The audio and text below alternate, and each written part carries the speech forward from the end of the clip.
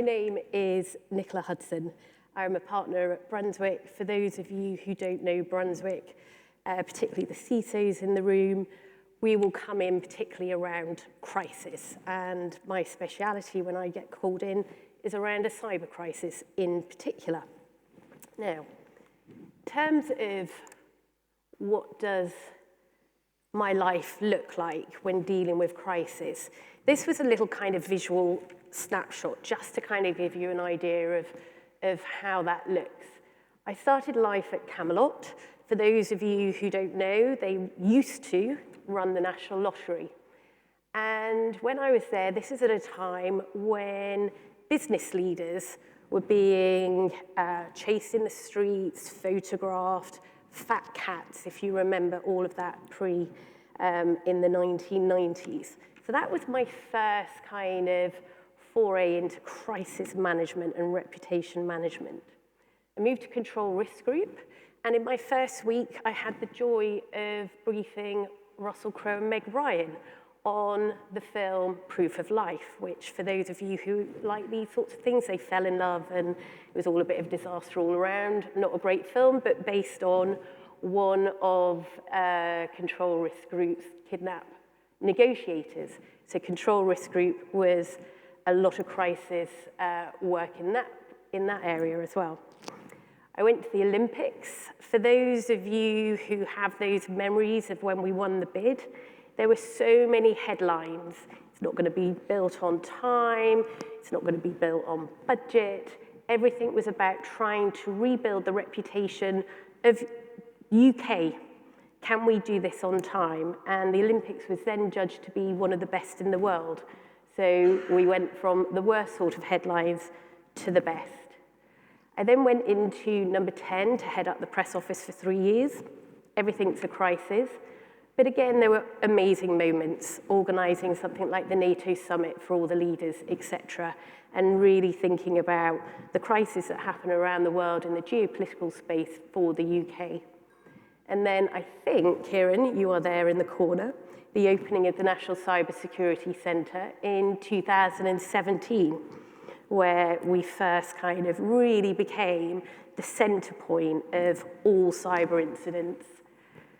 And then the last picture, just because I like it, who doesn't like David Schwimmer from Friends, but also a really important point. As well as crisis, the way to recover and deal with crisis is building up the credibility and reassurance in your brand. And one of the things that we did a lot of in the NCSC was not only talk about threat, but about how to mitigate it. What should companies be doing and what should consumers be doing? And so that was part of a campaign about getting young girls into cyber and diversity of thought. So that's me. When I was thinking about me, I was thinking about what had happened in my whole life in terms of what had been going on in cyber. I came in much later than many of you in the room here. But, 1988, the Morris worm, we had a felony conviction. It surprised me as I was going through this how many people were arrested compared to what we're seeing now, although we did have 2 people arrested just the other day on one of the incidents. We had the following year ransomware, again, making me feel really, really old, distributed via a floppy disk. We had the first known hybrid cyber threat actor, Kevin, again, somebody who was arrested, and then into the offensive cyber weapon, the first known, inverted commas, reportedly against Iran's nuclear threat. And then as Kieran spoke about, we were there at NCSC with WannaCry in 2017, where I think it was 4 days of intense media, Kieran, of what was going on and explaining to a UK public what ransomware was, why they couldn't do a hospital appointment, etc., etc. So a huge amount of things that were going on. Just as in the cyber landscape, the media landscape has massively, massively changed. One of the key things that we have to remember is an absolute erosion in trust of all institutions whether that's the media, business, government. That makes handling a crisis, and cyber crisis in particular, really, really difficult. You are trying to convince a very skeptical, distrustful public about what you are saying. We've got a huge increase in investigative reporting. So you've got all these youngsters coming in and kind of going, I'm going to have a go at this. You don't have to work away and work your way up through regional media to get onto a broadsheet to get an audience anymore. Media is no longer, no longer, if it ever was, some would say, but it is much more antagonistic. The number of boardrooms I'm in and the CEO is literally, I thought they were my friends. They are not your friends in an incident. They are going to ask the difficult questions, and they may not necessarily believe you. There is much more humanization going into the storytelling aspect. And that really plays out when you think about a cyber incident. Journalists are always looking for a victim. Who's the victim? Is it about data? Is it about jobs? Is it about the supply chain? How did this happen? Who was at fault? So that is all playing out. And business increasingly, even from back in my Camelot days where the board was being called fat cats, business leaders do not have the same gravitas that they once had in the eyes of the world, making it more difficult to convince. It's actually got harder for the media as well. It is absolutely smashed to smithereens as to where you will get your news from. And if you're a news junkie, which parts do you actually trust and go to? The press notice that was once our mainstay, so you've got something, send out a press notice, is just no longer fit for purpose. Since the media news now is shattered into pieces, you're now thinking really carefully about if you have to communicate with all your stakeholders, whether it's investors, retail investors, analysts, customers, suppliers, they are all going to very, very different news sources. So I was on an incident this week, and the CEO was shown a screenshot. So it was like, I've never even heard of this. Why is everybody following this? Like, what is this thing that you're showing me?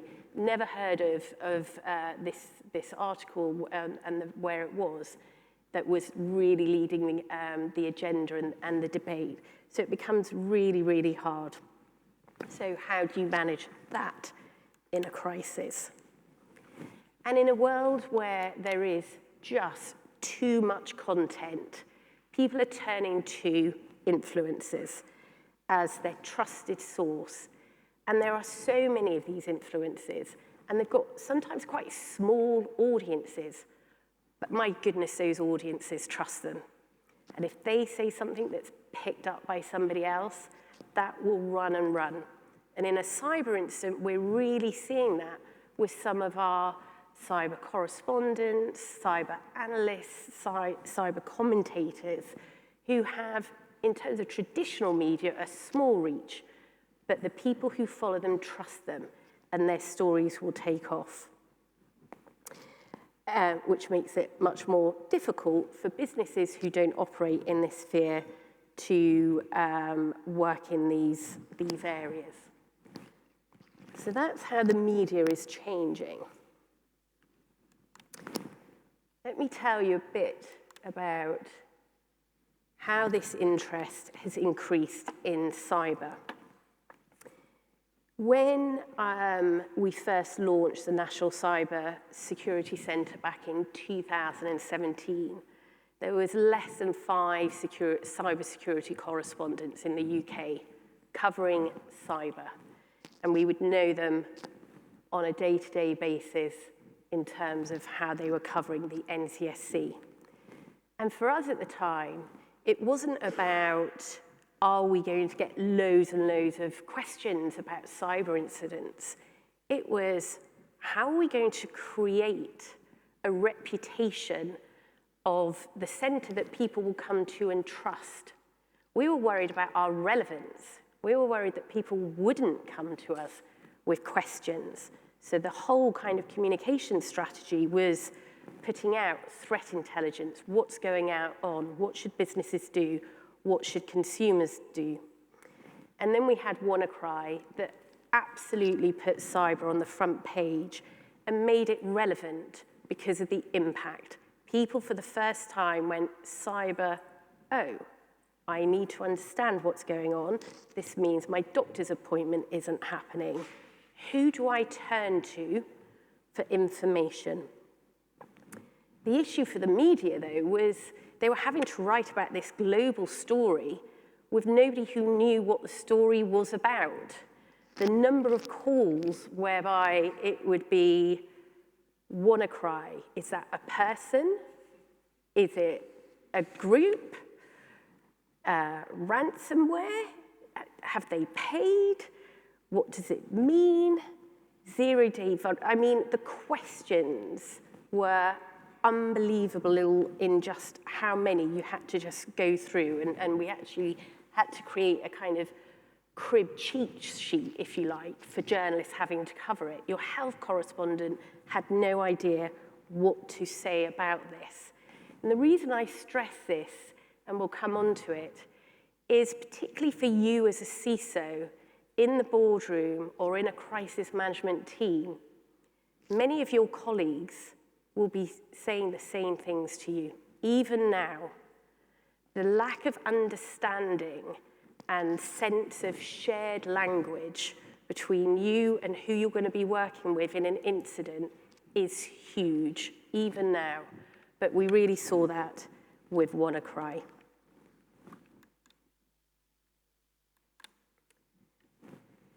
Where are we now, nearly 10 years after WannaCry? Well, there are many more journalists covering cybersecurity. In fact, most broadcast and broadsheets, mainstream, will have a cybersecurity correspondent. It's a really thriving trade press. We've got lots and lots of commentators who are often up and out in terms of talking about it. And so gone are those days where you're asked the question about what a DDoS attack is. But what we do have is journalists who are really, really well informed. Now, I've been told about 60% of the audience here are CISOs who love Slack channels, who like talking to each other, who have lots and lots of contacts.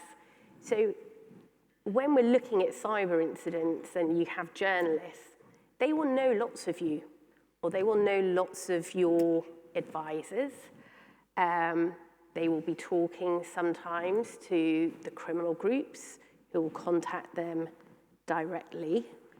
They will be going to multiple sources in government, to academics.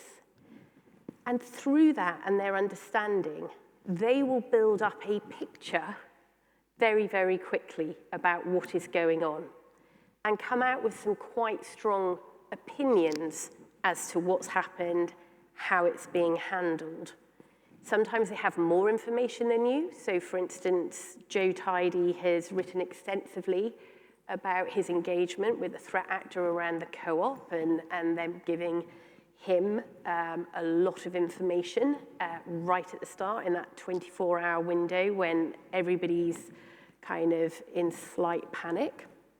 And so this is being used all the time. And so from a communications perspective and from how you handle the crisis, thinking about what you are going to say and when and how much you're disclosing becomes one of the most critical questions outside of how you're going to recover and rebuild that you're going to have, because it hits at the heart of the reputation of you as an organization. And we can come on to where this doesn't work so well. So, cyber emergencies are not like other crises.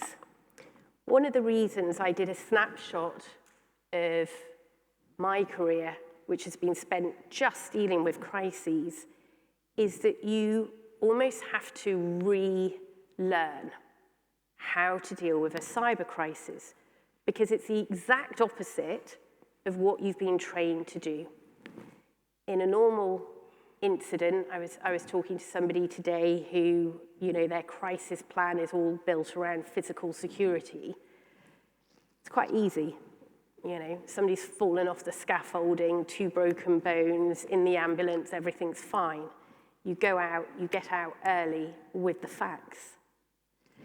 With a cyber incident, as you know, you're not going to have the facts in that first hour, despite how hard your CEO pushes you to say, what happened, what are you going to do, who was it, when are we going to recover, what's the impact? You're not going to have those questions. But the reason the CEO is asking you those questions is the rest of the world will want to know those questions. So you're in a bit of a bind. And the delicate balancing act here is about finding that sweet spot of not going out with communications so early that what you provide in terms of information is actually wrong. We've all seen incidents where organizations have gone out and said, okay, it's a cyber incident, but no data's been taken, and then 5 days later, okay, some data's been taken, but it's not sensitive, and then 5 days later, well, there's financial information there, and it's just like drip, drip, drip of everything getting worse and worse and worse for them. Or you're too late. So in the case of the co-op, Joe Tidy broke what was going on for them, not them. It put them on the back foot. In the case of other instances where the media have reported it, you're going out after the fact. So there is a sweet spot about when you choose to go out and what you go out with that makes it really difficult.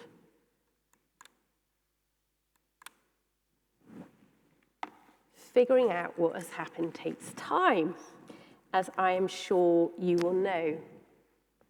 One of the things, and I'm sure you have them all in your organizations, is when a crisis has happened, what are your triggers to? Are you going to pull together a silver team or a gold team?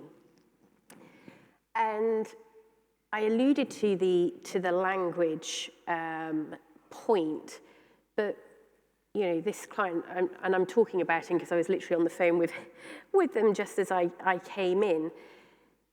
Their CISO, their CTO, and their DPO is not part of their crisis management team in terms of a normal crisis. And they've never had a cyber crisis. So he doesn't know who calls them in. He doesn't really know them. They haven't worked together. There's no trust there. And there's no mutual understanding. There's no understanding of what you're going to be doing in your role as CISO that is going to impact on HR, on communications, on customer communications, etc. So that is a real issue when you're trying to find out what's going to happen. The talking the same language under pressure is going to feel really, really uncomfortable. The number of those first CMTs I've been in where tensions are running because the CEO does not understand what the impact of what the CISO is saying is really, really difficult. And then also allow for the fact that even if you're brilliant at translating what is going on, that then has to be translated into something for customers, for the media, for the IR team, etc. And that takes time. And the final thing, everyone will want you to reassure them. Everyone in that room is going to want you to say, we're going to be up and running on Monday. It's going to be fine. The backup is fine. We've got it under control. And it's your job, unfortunately, to be the one who says, well, we think this, but it may be that. And if it's that, it means this. But if it's X, it means that. And everybody is looking for clarity at a time where you will not have clarity. And so the more, as an organization, you stress test these and people understand that and the position you as CISO is in, the better it will be when dealing with an incident. So, obviously I would say this, but there are 3 really important roles when dealing with a cyber incident. The one is the CISO CTO role, the other is the GC role, and the third one is the comms role. And I think about those as a kind of holy trinity as to how you're going to deal with a cyber incident. I will not put anything out into the external world that either somebody from the tech team or the external forensics providers has not signed off and said, yep, that is fine to go. It also needs sign-off by the GC. The regulatory requirements on any of these, particularly around data, are huge. So that's what's happening. We've got comms, we've got CISO, and we've got legal together. But everybody is going to be clamoring. One of the worst things that can happen at the end of a cyber incident is a regulator, in their judgment, fining a company not just for the cyber incident, but how the incident was managed. And language that I've seen, company was disingenuous in what it said to its customers and clients about the incident, i.e. effectively tried to lie. Customer went out way too late. They knew about the incident, they knew about the impact, and they did not go out soon enough for the customers to take steps to protect them. Deliberately kept out key information that was material. These are not the sorts of accusations and results that you want in a regulatory fine notice. So we're always thinking, not the next day and the next day's media headlines. I'm thinking in 2 years' time. And that's where organizations have to think. You're dealing with the now, you're scenario planning for 3 days, 3 weeks, 3 months, so that all of your comms is going to be consistent and not cause you reputational harm at the end of the day. In my experience helping companies with cyber incidents, customers, the public, even the media, actually, to some extent, are pretty forgiving now about a cyber incident. It happens so often and to so many people that I think people have become a bit like, well, it's going to happen. Where people struggle with is how an organization deals with it. So I always think in a cyber incident, in the first 24, 48 hours, the exec team is focused on the cyber incident, the technical response, how are you going to recover? It moves so quickly into the business response, the business impact, and business continuity. And that is where the focus comes, and that's where the media attention and government scrutiny quite often comes. And if you are not seen to be able to recover, that is where you, as an organization, face questions as to whether you are fit for purpose anymore. For those who operate globally, cyber incidents play out really differently around the world. The one thing I will stress here, if there's one thing that you want to kind of take away and think about, is the word sorry. The word sorry can take hours of a CEO's time to sign off comms. We have, do I say I am sorry? We are sorry. We regret. We deeply regret. We sincerely regret. We are very regretful. It goes on to the point where in countries like Japan, there are headlines out there that even though there was a regret line, they are not as regretful as they should be headline. That was not a good enough apology. That was not heartfelt enough. We don't believe that they really are sorry. So think about where you are and think about how cyber incidents play out, because it's very different around the world.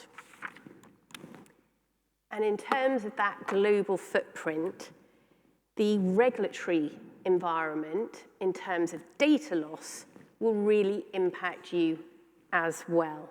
So for instance, if you are a global client and customer data is lost in South Korea, not only is the timeline reduced from 72 hours, you also have to answer many more questions which are made public straight away. So in your usual, if you're in the UK, for instance, in the ICO, it's like, when did you detect an intrusion? Instead, you have not only when did you detect, you then have a how long has the threat actor been in your system? Now, there are not many companies who particularly like, in public, threat actor in the system for 5 years unknown, looking at all the data, which is known to happen.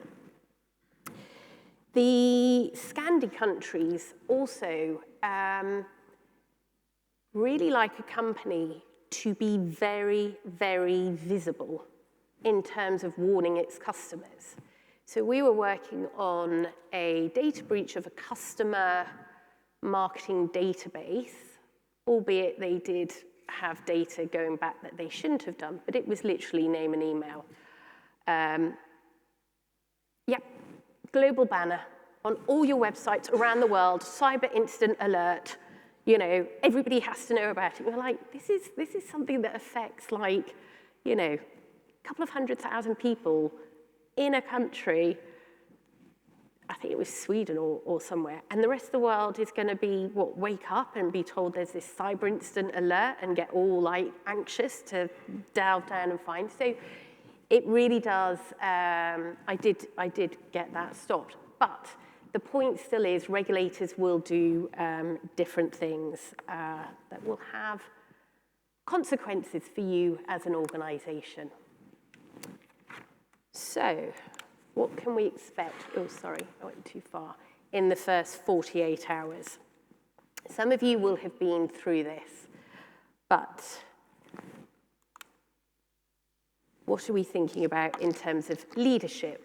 Your CEO's leadership. Firstly, we always need a clear narrative, even if it is the shortest of lines that says we have experienced a cyber incident and are investigating at pace. Say it, get it out. Always be thinking about impact as well as what you're doing. What are you doing to fix this problem? And let's talk about that and what customers need to do, not just the incident. People make the mistake of, we've got to talk about the incident. No, let's not talk about the incident and who it was and how they got in. Let's talk about what the impact is and what you, as an organization, are doing to fix it. Tone of voice is so, so critical. And the number of organizations where it slips into very legalistic, technical language, and you're going to be purists on some of these things. You're going to be like, oh, we can't quite say that because it's X. Think about it from a layman and give a bit of leniency about how you describe things. When you have to say something, be proactive. Get out there. Don't be scared about it. Don't try and hide it in an update buried in your website. Go out, say it. But if you don't have anything to say, don't. The number of people who feel they have to just talk their way through a cyber incident, I'm like, stop now. Nothing to say. The fifth one is your employees. This is probably the most important thing that gets forgotten. I always think about employees. If there's a data loss, it's always going to include employee data, and sometimes quite sensitive, right? Sometimes it's who's getting paid what. It's bonuses. It's whether somebody's going through any sort of disciplinarian action. It's really, really sensitive. They're also at the sharp end of customers and supplier conversations. They're working 24/7, or sometimes they're not working because they can't use their computers. They're worried about their jobs. They're worried about paying their mortgage the next day. And sometimes organizations put them as the last people to be thinking about and talking about. So as a plea, these are the guys who go right at the front of what you're saying. There was a piece in The Guardian at the weekend where the CISO of SolarWinds was interviewed and really spoke passionately about the psychological impact of a massive cyber incident on teams, and in particular, the technical teams who are having to deal with it, are feeling vulnerable, people are questioning what was done, what wasn't, and explained it like PTSD and recommended that in these circumstances, you should get in counsellors to help people through that and be thinking about rotas and burnout, etc. And I couldn't agree more. On all the incidents in the first week, somebody will always go off through stress, overwork, or illness. And by the end of 3 months, you'll have circled through quite a lot of different people within those key positions. So really pay attention to it. And last, capacity of senior executives, in my words, grip. Everybody's just got a grip. Know your role, know your responsibility, grip it, do it, deliver it. That's all anybody can do. Timeline of the initial response. In these first 48 hours, the first thing is really be sure you've got that CMT nailed. What's the trigger? Who's calling it? Who's running it? Who's taking the actions? How are you then just going to go out and everybody do everything? From a comms perspective, we're thinking either a reactive holding line while we work out what's going on, or actually the world knows it's happened and we need to get out really, really quickly. Even at this point, I'm thinking about my scenarios. Where is this going to go? What do we need to plan for? We had an incident recently where the pace at which from when the incident was discovered to when they had to go public because a threat actor activity was within 24 hours. You have got to be able to respond quickly, otherwise you lose that initiative. And you're continuing to update those FAQs. It's a loop. As the questions come in, you're adding to it and you're doing it. It's just continuous. Expect these days to be long. I'm trying to think what the longest stretch was. Probably like 20-hour days, but they're long days, right? They're like the call finishes at 1, you still have work to do. The next call finishes at 5 or 6. It's a lot. When I'm thinking about what I'm asking, particularly of CISOs and GCs, these are the sorts of things, not necessarily to go out to the public. Everybody thinks, oh, if Nikki's asked this question, it's because it's going out to the public. No, it's because I need to understand where the risks are. So when I'm asking about when did you discover it, how long have they been in, I'm not telling the world that, but I need to know, do I have to plan for that to come out, and what's our argument going to be about it? I'm going to be looking for those instant updates. What is changing? What do I need to know? But more importantly, tell me about impact. If you're doing something that means I can no longer use Microsoft Teams, tell me so I can at least do something about it. The other thing is, what else is going on in the organization? We had one, and there was literally a marketing campaign about to go out about they were the best cybersecurity company in the world. Obviously, we couldn't say that, and we had to stop all the advertising. How are you going to deal with your priority customers? Your CISO is going to be asked to be on the phone to every single customer's CISO. You can't do it, right? You cannot do it. But there will be ones that you will have to do. It's good to know who they are going to be and that they've been prioritized and everybody knows that. And then a bit of a kind of time frame as to what a cybersecurity kind of looks like. I was on a big incident this year, and on the first call, we were called in after about 3 or 4 days because they didn't like how it had been dealt with, and to be told, I'm sure we'll only need you for a few days. It will be sorted by Monday. These things can last a long time. This is about 13, 14 plus weeks. But even if we look at something like Capita, whose ICO final report came through, that was nearly 3 years after said event.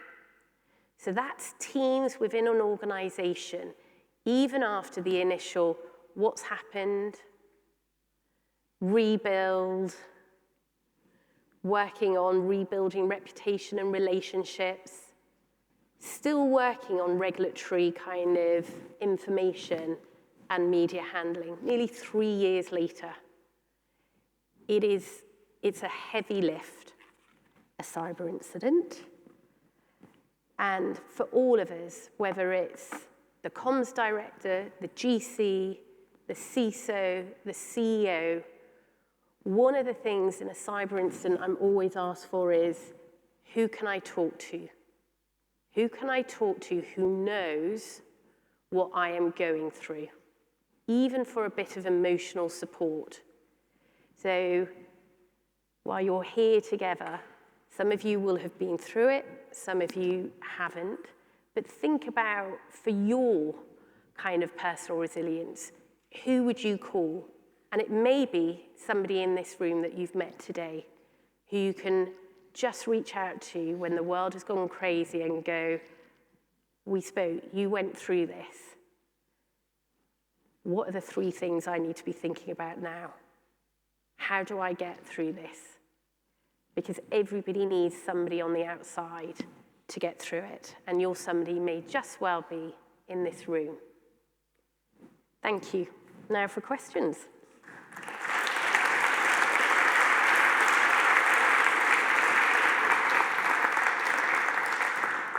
I hope I didn't worry people too much. I mean, it's all fine. I'm still here.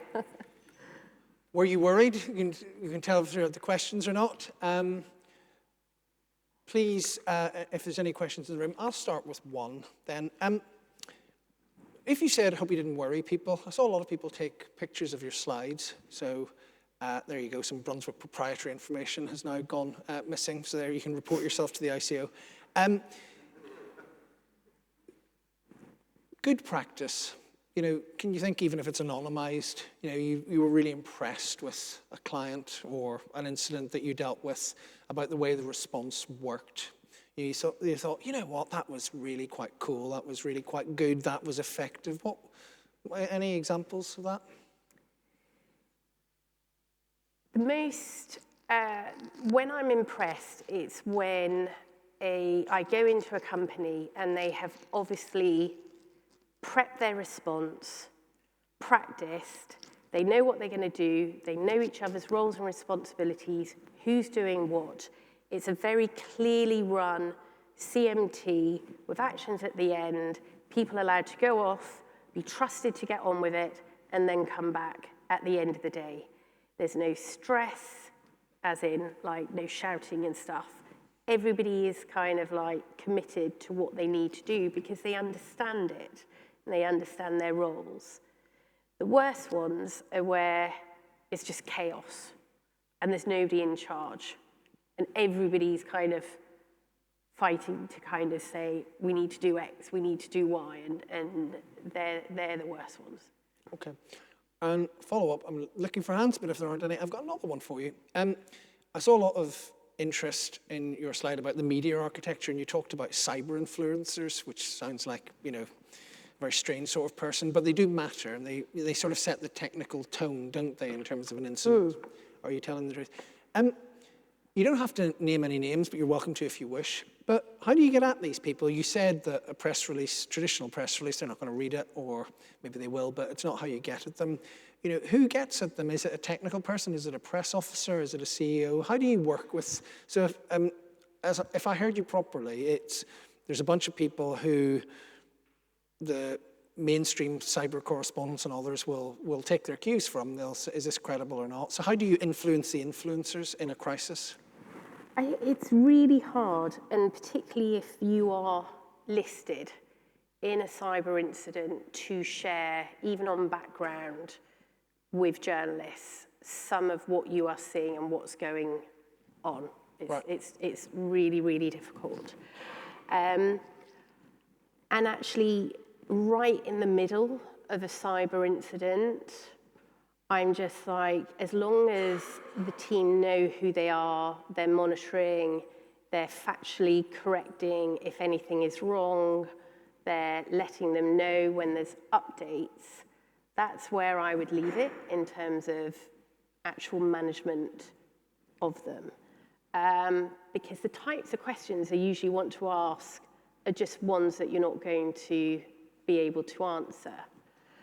I also will always keep an eye on who I think provides fair analysis. And we're always asked, who would you put up? Who would you interview? Who would you go to? And so I will always point the media in terms of influencers that I trust in terms of how they cover some of the topics and whether they're sensationalists or not. But in terms of these influencers and what they're saying, a traditional press office and a big corporate might not really understand who they are or what they're saying. So would you see it as the cybersecurity team's job to be looking at this stuff or looking out for it? And if they said something that was incorrect or needed to be corrected, what would you recommend? Particularly things like Reddit threads and stuff. Your techies will often be the best sources of information about different threads starting, what the technical community is saying, because that's what's then picked up by different influences and used. And so that's where I would turn to the techie teams. But you're not saying they should post, they're saying they should look at and report. Post. But don't let them post. Don't post. All right. Yeah, thank you. There's a question just right here on the table to the left. If we can get a microphone, you can speak loud. We can, it's just, you may not, the microphone's almost there, but it just,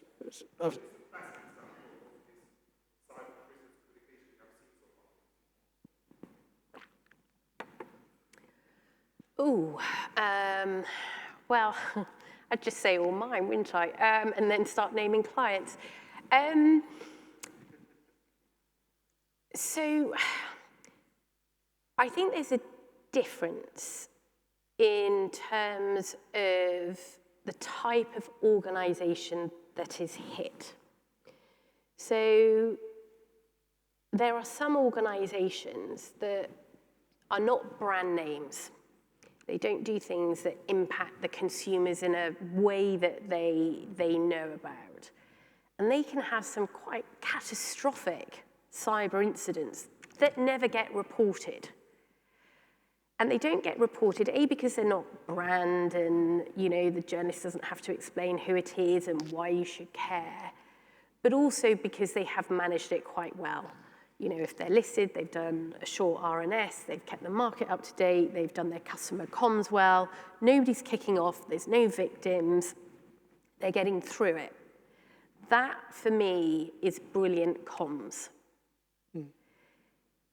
In the case of a really global brand, you're not going to get away with it, right? Like, the minute something happens, look at AWS the other day and they, you know, technical outage and stuff, they had to come out really quickly.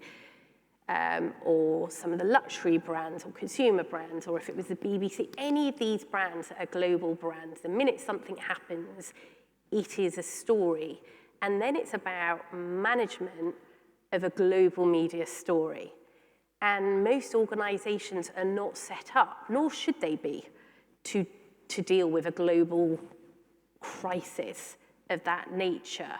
And so that puts them slightly on the back foot. Even if you bring in people and stuff, it's just like, you know, we did some analysis of from when the story will first hit on some of these things. It's 3 hours, it will be global, like properly around the world. And so you're then in a, here's our core script, and you're just kind of just getting it out there. And actually, instead of seeing the media in one way, you're actually having to use the media to be your spokes voice, as it were, like to get it out on the wires so that it's hitting India and Brazil and everything, and you're using those international wires to get your statement and your voice out there, and it becomes a very different deal. And so I think most people would go, well, that wasn't handled well because it was all over the place, it was all front page, but it's a different handling well, if you see what I mean, because they're just in a different position. I think it's really hard. If I would endorse all that. I think it's very hard to think of a specific corporate example, and you can't because you can't name them. But, you know, big corporate that's done it well. There've been a couple of tech companies and that have received some credit, whether you agree or not. I mean, and partly because they've understood the technology quickly. I mean, so despite the catastrophic situation they're dealing with, I think in your profession there is some have a grudging respect for the way CrowdStrike handled their outage. You know, in that they didn't try and play it down, and they knew technically very quickly what had happened, and they put it out there.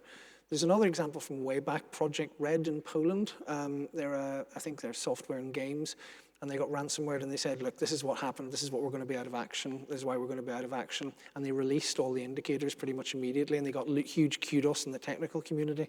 So I suppose the lesson from that, if there is one, is if you can get the technical stuff, you know, robust, but it's easier for a tech company to do that.